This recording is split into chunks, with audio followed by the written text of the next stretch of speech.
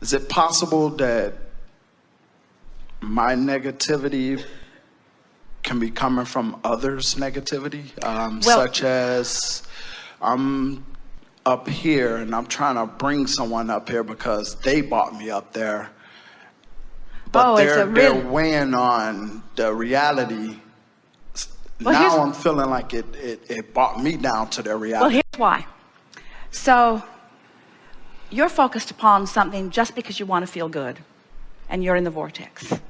But when you're in the vortex, because you remember not being in there, you sure like it when others are in there, because you want them to feel good like you've discovered. And then you notice someone not in.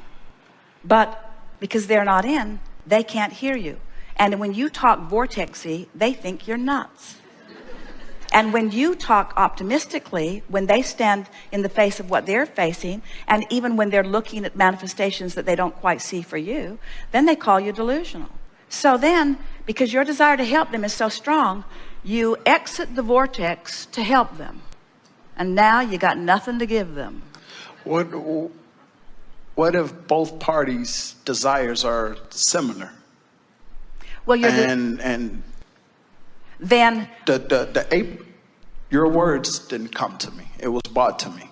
And the same person is struggling with reality and what is wanted. Well, you see, we're asking something pretty significant of all of you.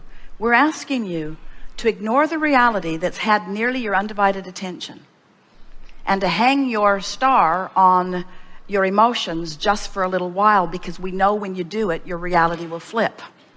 But that's what faith is. Faith is finding the vibration without the evidence that backs it up. And most people are looking for the evidence out here in reality. We say we love working with terminally ill people because they finally are the only ones that will do the real work. Because as long as there's one more thing you can do, one more thing you can wrestle to the ground, most of you will do it. It isn't until something gets your attention and you accept that it's the vortex work, it's the alignment with who you are, that you begin to feel your full power, you see.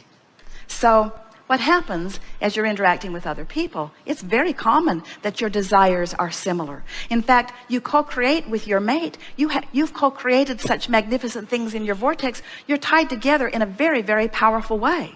But when either of you is not in vibrational proximity to the vortex, it doesn't matter where the other one is, because if you're not there, you can't feel it. And so what we're really saying to you is, and it's hard to hear, but we really want you to hear it, you have to be willing to ignore what everybody else is doing and make your relationship with your vortex the most important relationship that you have.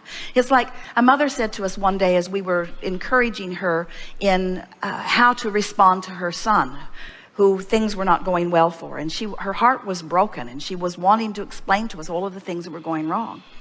And so we talked to her about this vortex, and we talked to her about how she just has to ignore what's going on, and she has to focus completely upon the vortex version of him, which was a far cry from the reality version of him.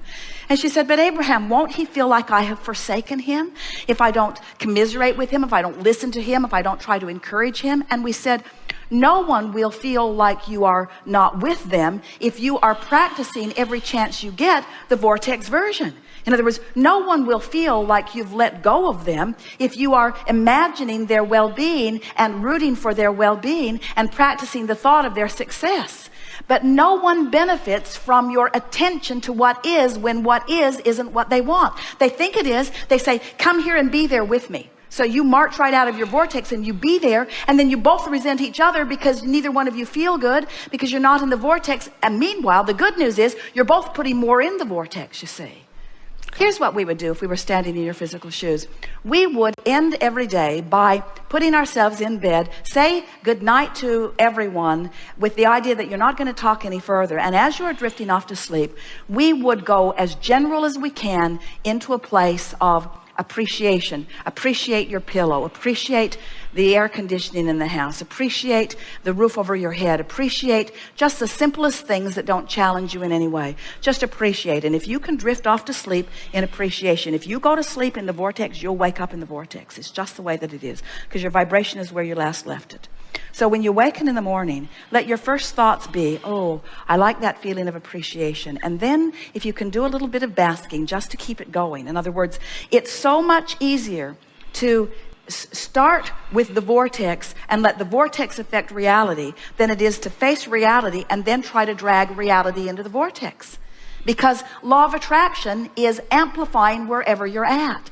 So if you have a relationship with someone who's really verbal, and you do, and so are you, and the conversation's going on around you a lot about what is, you make it hard for you to catch a moment where the vortex can take you in. Now we want you to feel this picture, feel this.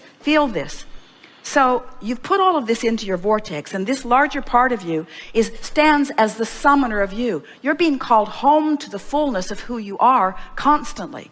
And the reason that you feel every emotion that you feel is because when you're being called home and you're non-resistant, you go, which is the elation.